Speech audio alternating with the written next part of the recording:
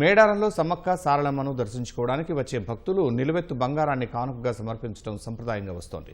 కోరిన కోరికలు తీరగానే తల్లుల సన్నిధికి వచ్చి బంగారం సమర్పించి మొక్కులు చెల్లించుకుంటారు. అయితే బంగారాన్ని ఇవ్వలేని నిరుపేదలు అందుబాటులో ఉన్న బెల్లాన్ని బంగారంగా భావించి సమర్పించుకోవడం ఆనవాయితీగా వస్తోంది.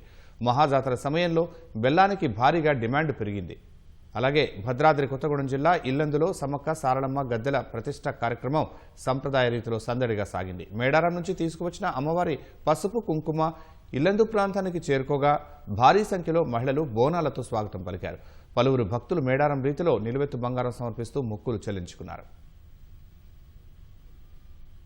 కుంభమేళ అంటే ఏది అంటే మన సమ్మక్క సారక్క జాతర. ఈ 3 రోజులు చాలా అంటే చాలా ఘనంగా మనం సెలబ్రేట్ చేసుకుంటాము.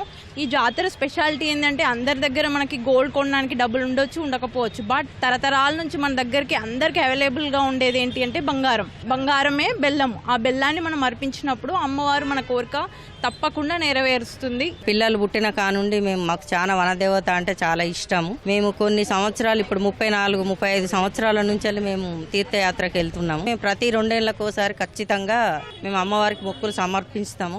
27 ఇయర్స్ నుంచి వనదేవతకు మొక్కుకున్నట్టుగా నాకు 3 పాపలు. పెద్ద పాప US లో ఉంటది. ఆమెకు కూడా మొక్కింది, కొంగు బంగారంగా అయింది. మంచిగా ఉన్నాం, సంతోషం. వనదేవతలను కొలిచినందుకు మాకు కొంగు బంగారం అయింది. సమ్మక్క సారక్క మా ఇంటి ఇలవేలుపు.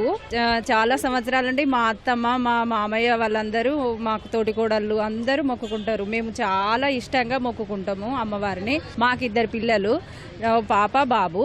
మొక్కుకుంటా 2 పిల్లలు పుట్టిండ్రు. ఆ పిల్లల ఎంటికలు బంగారము. ఆ పిల్లలు 2 డాక్టర్లు అయిపోయినరు అమ్మవారి దయ వల్ల.